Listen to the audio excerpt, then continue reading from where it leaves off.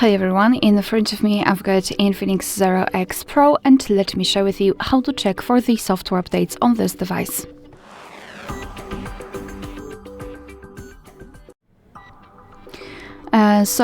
Let's start with making sure that you've got the internet connection because it is required.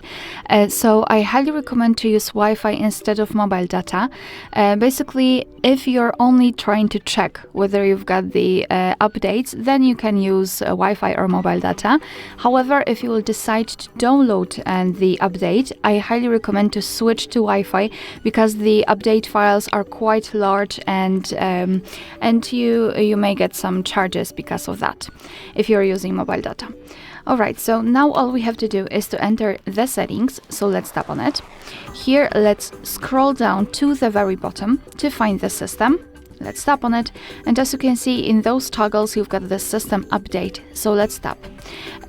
Now let's tap on online update, and your device will basically check for the updates, and you can meet two different scenarios. This is actually a totally different one.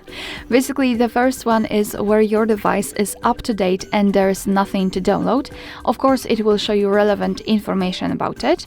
The second one is where your device will actually find the update. It will show you the information about it, what has been fixed, what has been added, and then you will be able to tap on download or install or something like that, which will appear right here. Here we've got the installation paused because I had the update pending, and I tapped on the update option, let's say, and it has been paused because for different reasons. For example, the battery, it was less than 50%. So then if it happens in your case also, then simply tap on resume. Alright, so that will be all. Thank you so much for watching. Please hit the subscribe button and leave the thumbs up.